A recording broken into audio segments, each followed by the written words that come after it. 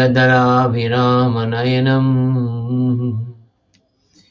पीताम्बरालङ्कृतम् श्यामङ्गं द्विभुजं प्रसन्नवदनं श्रीसीतया शोभितम् कारुण्यामृतसागरं प्रियगणे भ्रातादिविभावितम्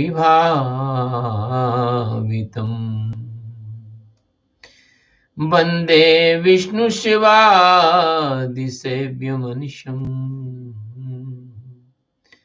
भक्तेष्टसिद्धिप्रदम्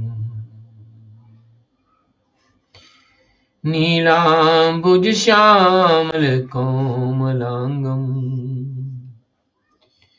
सीतासमारोहपितवानभागम् पाणौ महासायकसारुचापम्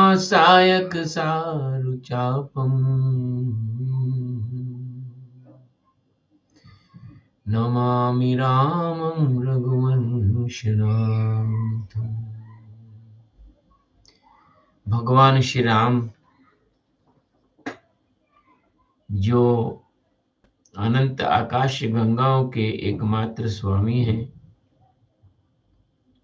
संरक्षक हैं, निर्माता हैं, आधार हैं, अधिष्ठान हैं, संसार के सब जो जीव हैं उनके एकमात्र नाथ हैं। उन्हीं को ईश्वर कह लो, परमेश्वर कह लो, ब्रह्म कह लो, सच्चिदानंद कह लो, आत्मा कह लो, बस वे ही सभी में समाये हुए हैं। ऐसे भगवान अपनी योग माया भगवती सीता के माध्यम से इस जगत का संचालन, नियमन, संधारण, निर्माण और पुनर्निर्माण, प्रलय के बाद करते हैं। कर्ता न होकर भी अकर्ता है और अकर्ता न होकर भी कर्ता है। जानने में नहीं आते लेकिन जाने जा सकते हैं। बहुत आश्चर्यजनक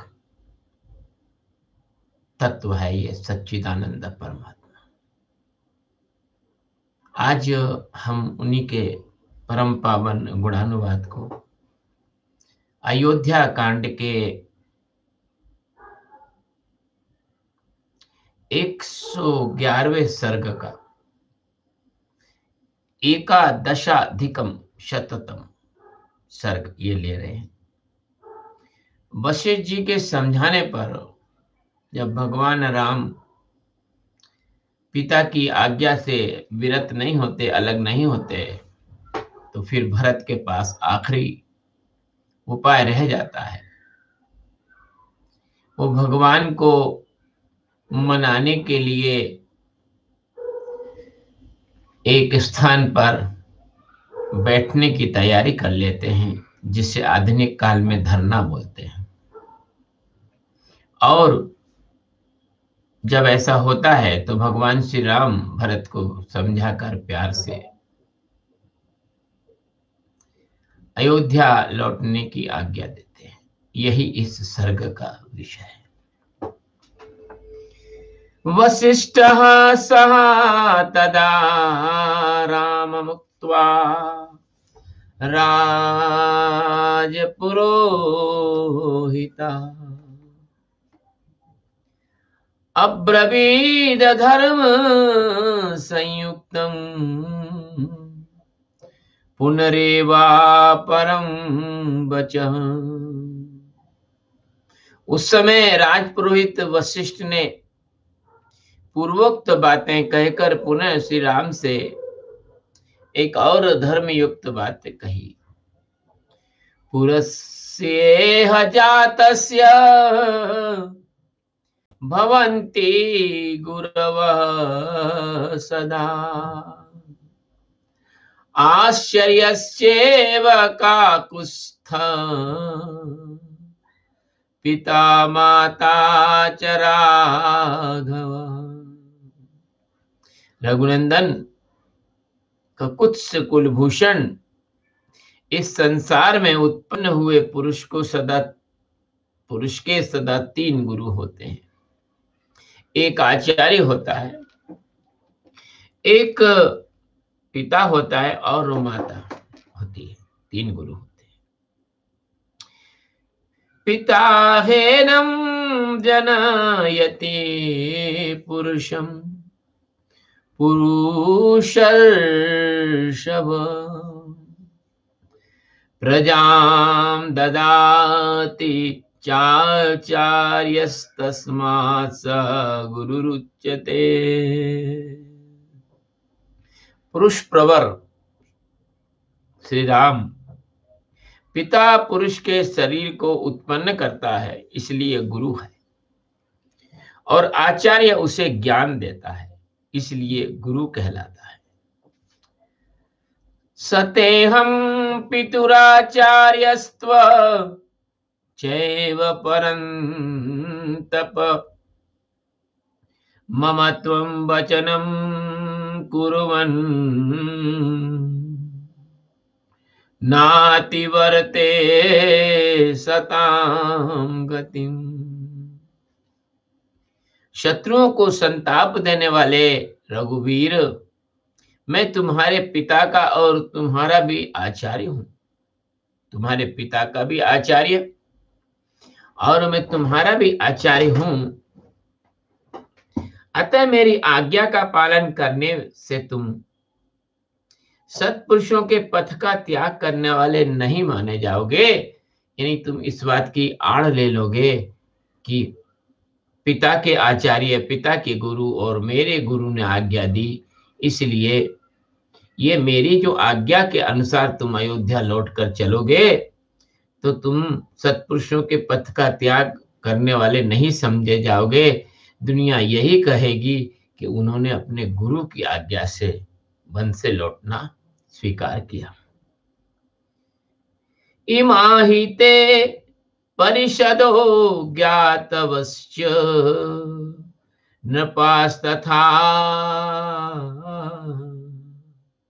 एषु तां चरण धर्म नातिवर्ते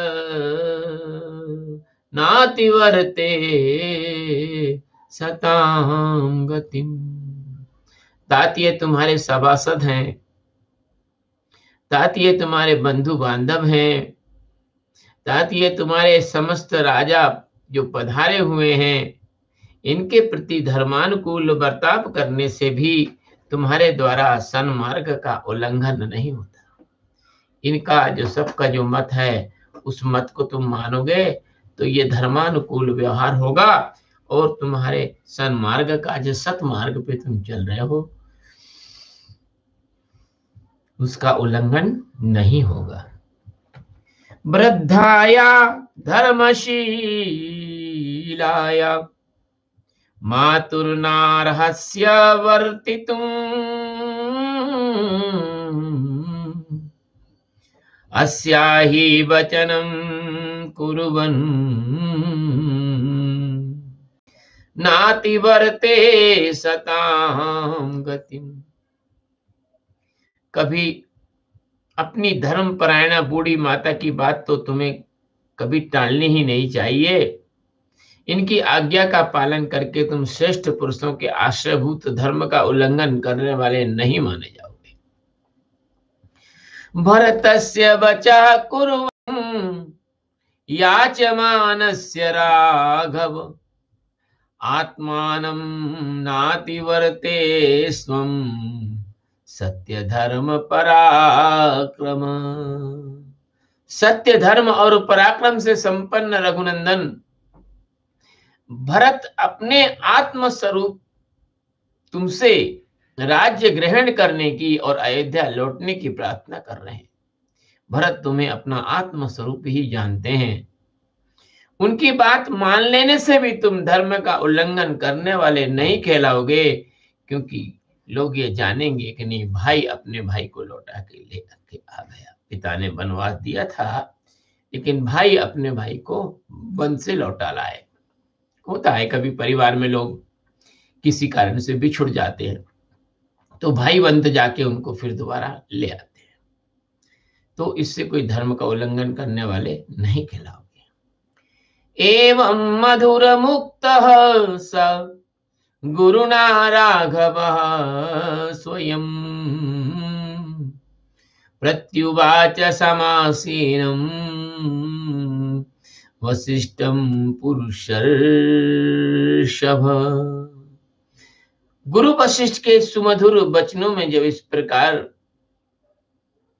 प्रभाव युक्त ढंग से भगवान ने जब ये वचन सुने, गुरु वशिष्ठ के सुमधुर वचन इस प्रकार से जब सुने भगवान ने, तब साक्षात पुरुषोत्तम श्री राघवेंद्र ने वहां बैठे हुए वशिष्ठ जी को यूं उत्तर दिया। भाई आप मानो या न मानो, भगवान जो हैं वो तो सारे गुरुओं का मूल है।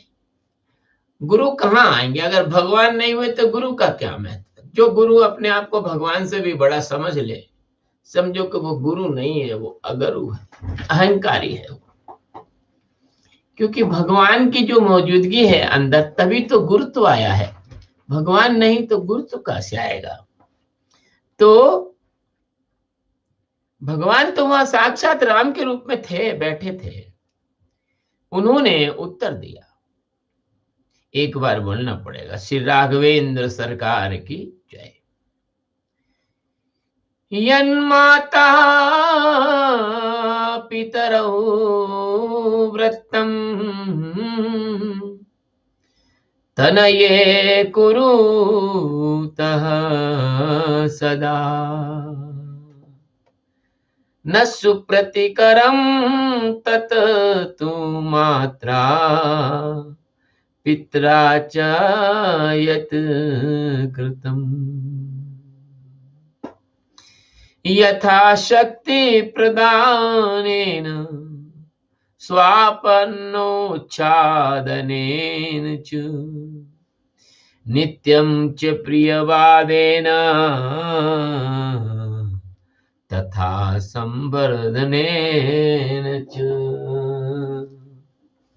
माता और पिता पुत्र के प्रति जो सर्वदा स्नेहपूर्ण बर्ताव करते हैं, अपनी शक्ति के अनुसार उत्तम खाद्य पदार्थ देने, अच्छे बिछोने पर सुलाने, उबटन आदि लगाने, सदा मीठी मीठी बातें बोलने, पालन पोषण करने आदि के द्वारा माता और पिता ने जो उपकार किया है, उसका बदला सहज ही चुकाया नहीं जा सकता।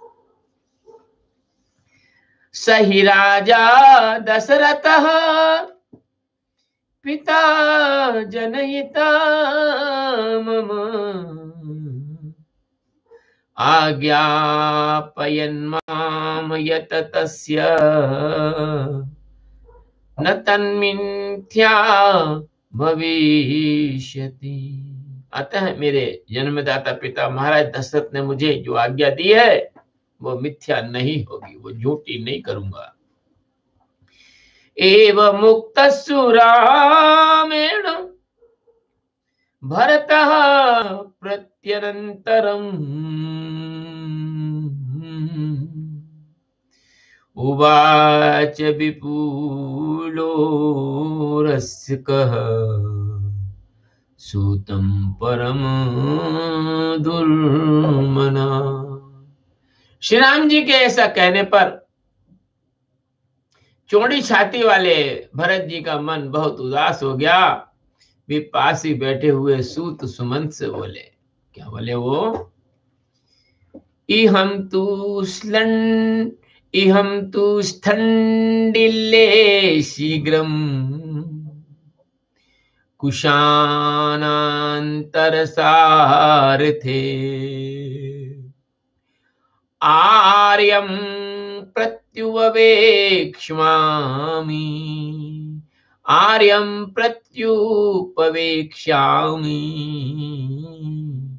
यावन्मे संप्रसीदति। निराहारो निरालोको धनहीनो तथा द्विजः। शये पुरस्ताच्छालायां यावन्मां प्रतियास्यति। सार्थे, आप इस वेदी पर शीघ्र ही बहुत से कुश बिछा दीजिए।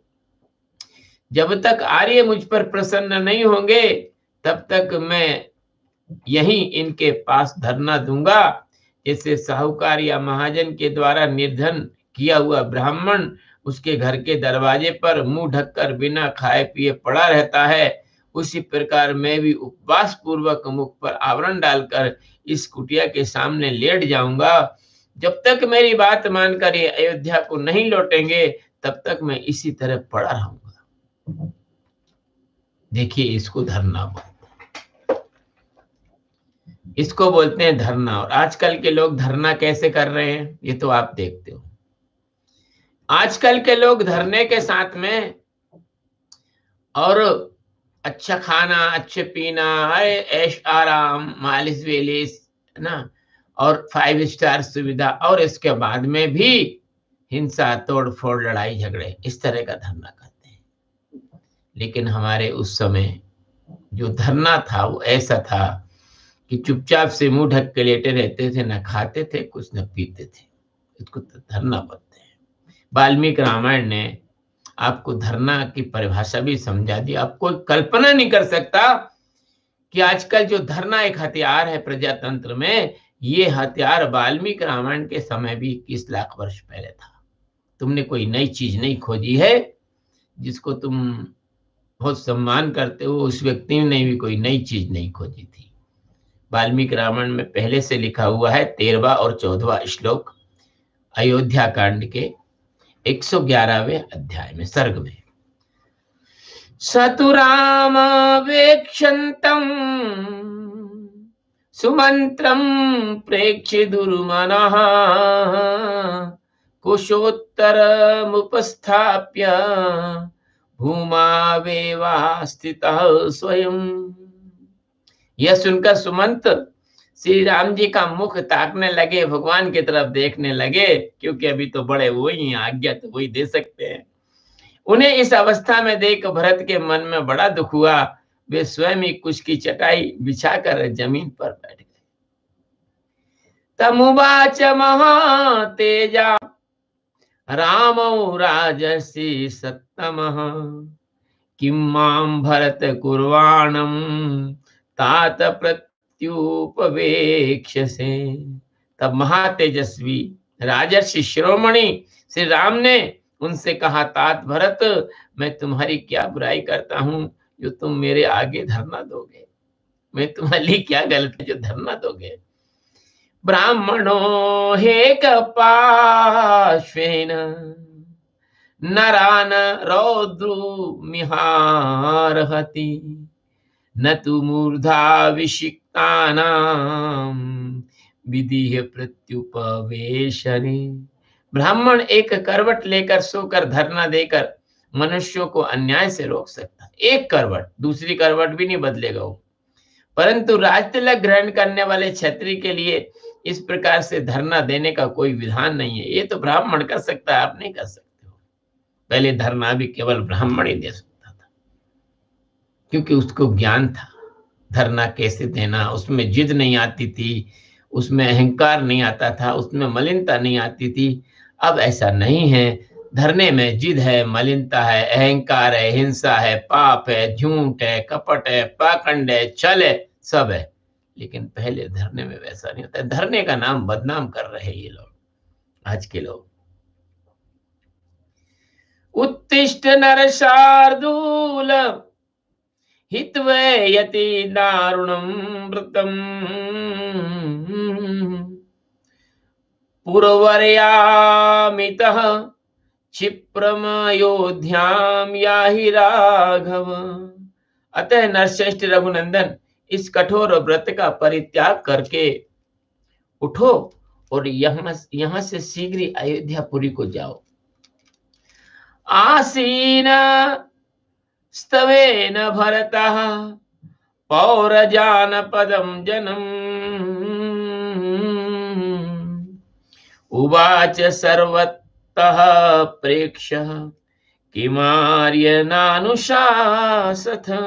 यह सुनकर भरत वहां बैठे बैठे ही सबोर दृष्टि डालकर नगर और जनपद के लोगों से बोले, आप लोग भैया को क्यों नहीं समझाते हैं? आप लोग भैया को क्यों नहीं समझाते हैं?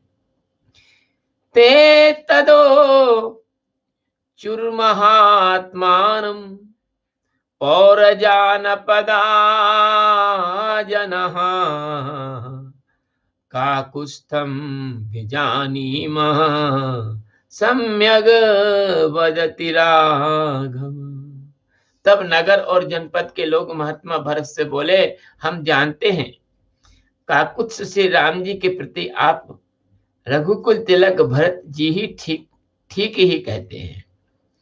एषो अपि हि महाभागः पितुर्वचसि तिष्ठति अतएव न संशक्तास्मो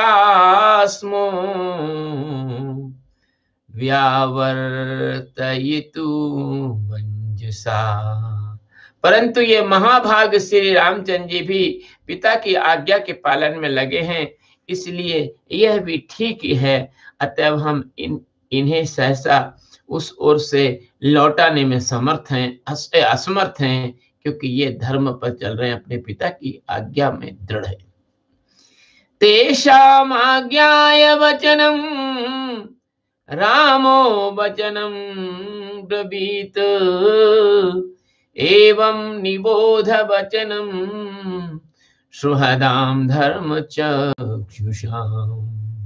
उन पूर्ववासियों के वचन का तात्पर्य समझकर श्री राम ने भरत से कहा, भरत, धर्म पर दृष्टि रखने वाले अपने इन पूर्ववासियों, अपने इन हृदय के निकट लोगों के कथन को सुनो और समझो। देखो कितनी अच्छी बात। अगर भरत राज्य ग्रहण कर लेते तो नगर वाले यही कहते कि कैकेयी ने देखो षड्यंत्र करा, भरत ने राज्य के लिए सब कुछ किया होगा। और भरत भगवान को लेने आए और पूरी ईमानदारी, सच्चाई और हृदय की गहराई से, ऐसा नहीं कि कोई नाटक कर रहे हैं। आजकल क्या होता है, आप किसी को कुछ पैसे दो, नहीं रहने दो ऐसा कहता है और जेब में रख लेता है। तो राज्य तो बहुत बड़ी चीज होती है। अरे जब तुम्हारी लेने की इच्छा नहीं है तो ले क्यों रहे हो ना, किसी भी कीमत में मत लो। ऐसे भरत जो है किसी कीमत पर राज्य नहीं लेना चाहते थे। अब भरत ने जो सहज ही अपना भगवान के प्रति प्रेम और कर्तव्य जो निभाया, उसको देख के जो नगर के लोग थे उनके हृदय में भरत के प्रति बड़ा सम्मान हुआ। अरे भाई ये तो बहुत राम से भी आगे गजब का आदमी, ये तो राज्य को तृण के समान त्याग के अपने भाई को दे रहे हैं और अनुनय विनय कर रहे हैं, भाई को लौटा के लाने के लिए ईमानदारी से कर रहे हैं। तो जो लोग थे, देखने वाले लोग थे, उनके हृदय में भरत के प्रति बहुत सम्मान हो गया। और जब बहुत सम्मान हो गया तो समझो कि जिसका प्रजा सम्मान करती है, जिसको प्रजा प्रेम करती है, राजा तो वही ठीक होता है। जिसको प्रजा प्रेम नहीं करती वो राजा तो किसी भी काम का नहीं होता। लेकिन दुष्ट जिसको प्रेम नहीं करते उसकी परवाह नहीं करना चाहिए। अब वो समय अच्छा था, वहां प्रजा अच्छी थी। वास्तव में राम के राज्य में अगर प्रजातंत्र होता राजतंत्र की जगह तो वो भी सफल हो जाता। लेकिन आज के समय में ना तो प्रजातंत्र सफल है और ना राजतंत्र सफल हो सकता है। क्योंकि प्रजातंत्र तो ऐसे सफल नहीं है कि यहाँ विषम बुद्धि के लोग, जिनको राष्ट्र की कोई चिंता ही नहीं, समाज की कोई चिंता ही नहीं है, एक जानवर वृत्ति के जो लोग हैं, जो अपना स्वार्थ देखते हैं, ना उसको समाज के हित में तुलना करके देखते, ना उसको राष्ट्र के हित में तुलना करके देखते, केवल अपना स्वार्थ देखते हैं, अधिकारों की झूठी लड़ाई लड़ते हैं और उनको समाज, देश, राष्ट्र किसी से चिंता नहीं। राष्ट्र का कितना भी नुकसान हो जाए उनको चिंता नहीं, हजारों करोड़ रुपए का नुकसान हो जाए, लेकिन धरना, आंदोलन, हिंसा सब कुछ करेंगे वो। तो ये जो अपने पूर्ववासी हैं, ये अपने सुहृद हैं, ये लोग जो हैं कितना सही बोल रहे हैं, इनकी बात पर आप ध्यान दो। और एतच्चेवो भयं श्रुत्वा सम्यक् सम्पश्य राघव उत्तिष्ठ त्वं महाबाहो मां च स्पृश्य तथोदकम्। रघुनंदन, मेरी और इनकी दोनों बातों को सुनकर उस पर सम्यक रूप से विचार करो। महाबाहो, अब शीघ्र उठो और मेरा और जल का स्पर्श करो। अथोत्थाय जलम स्पृश्वा स्पृश्वा अथोत्थाय जलम स्पृष्ट्वा भरतो वाक्यं ब्रवीत शृण्वन्तु मे परिषदो मन्त्रिण शृणुयुस्तथा न याचे पितरं राज्यं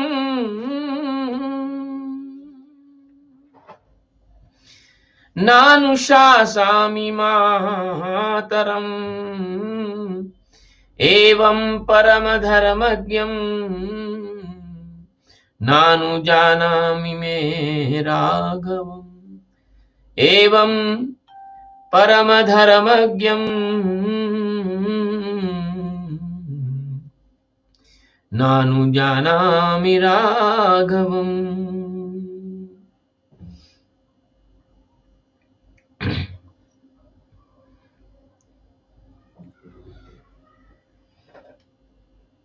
यह सुनकर भरत उठकर खड़े हो गए और श्री राम राम और जल का स्पर्श करके बोले, मेरे सभासद और मंत्री लोग सब सुने।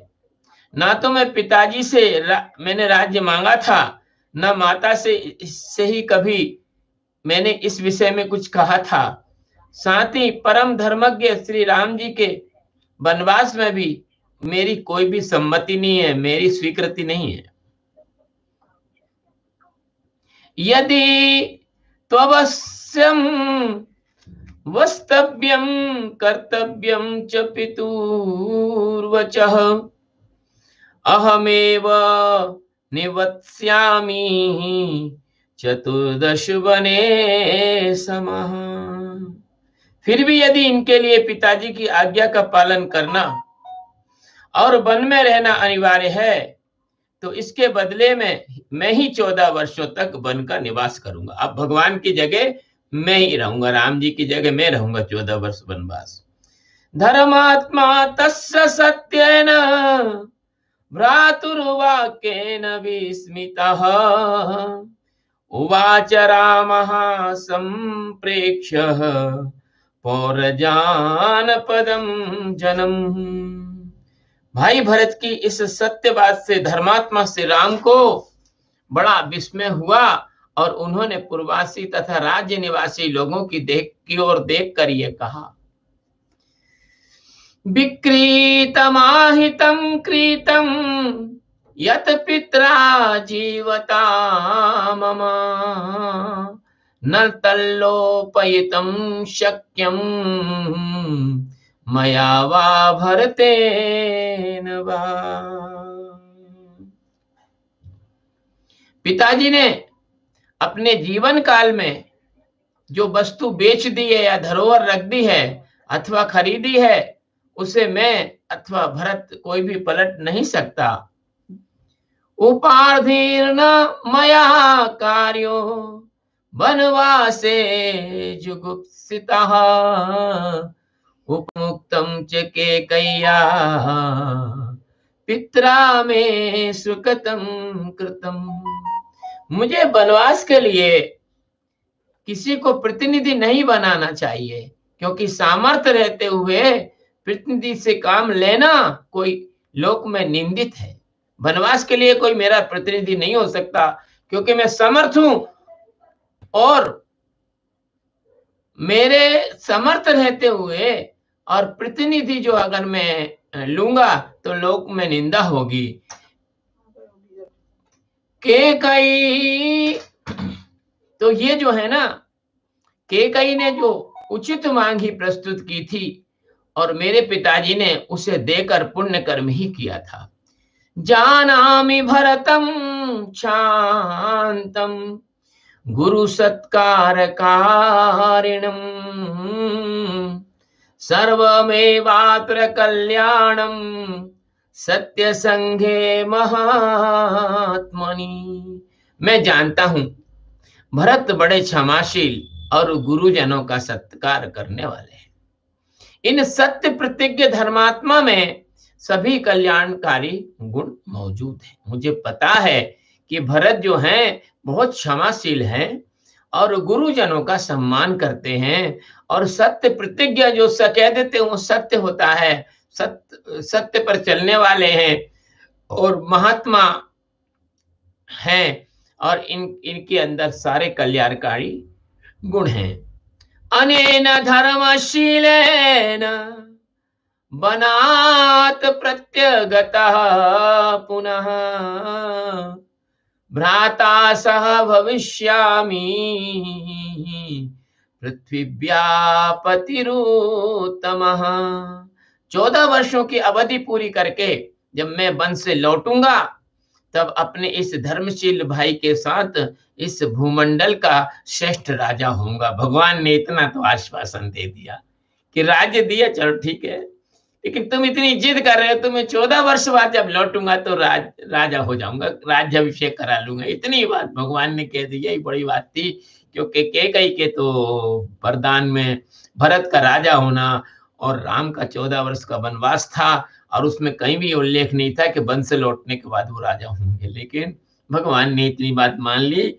बहुत, मैं कहता हूं कि भरत के लिए बहुत बड़ी राहत की बात हो गई। भगवान अगर कह देते कि नहीं अब तो राज्य तुम्हारा ही होगा, मैं नहीं राज्य लूंगा, तो बड़ा भरत तो प्राणी नहीं बचा पाते फिर तुम।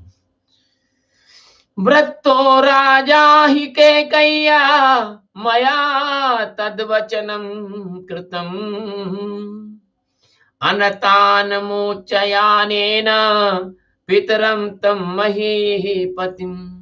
कैकेयी ने राजा से वर मांगा और मैंने उसका पालन स्वीकार कर लिया। अतः भरत अब तुम मेरा कहना मानकर उस वर के पालन द्वारा अपने पिता महाराज दशरथ को असत्य के बंधन से मुक्त करो, यानी जाओ और पिता के वचन का पालन करो।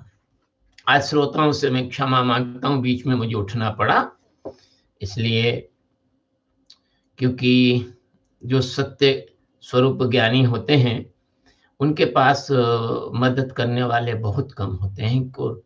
जो लोग असत्य पर चलते हैं उनके पास भीड़ बहुत होती है। तो मेरे छोटे मोटे कोई काम होते हैं तो मैं फिर जो इस तरह से मुझे ही देखना पड़ता है।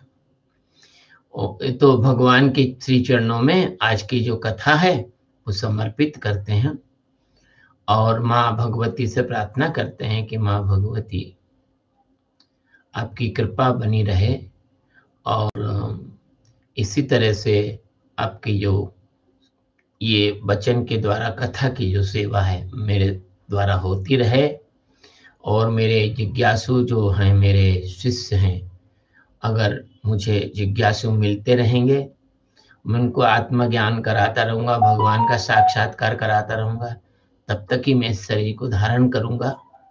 और मेरे जिज्ञासु जो हैं वो उनको सबका काम हो जाएगा। गिने चुने जिज्ञासु मेरे शिष्य हैं, काम हो जाएगा तो फिर तो जाना होगा, क्योंकि फिर इस धरती पे अपना कोई काम बचने वाला है नहीं। तो आप लोगों से निवेदन है, इस कथा के माध्यम से यदि कोई परमात्मा का साक्षात्कार करना चाहता हो, आत्मज्ञान प्राप्त करना चाहता हो, तो वो मुझसे संपर्क कर सकता है और मैं उसकी मदद करूंगा। इत्यार्षे श्रीमद् रामायणे वाल्मीकिये आदि काव्ये अयोध्या कांडे 11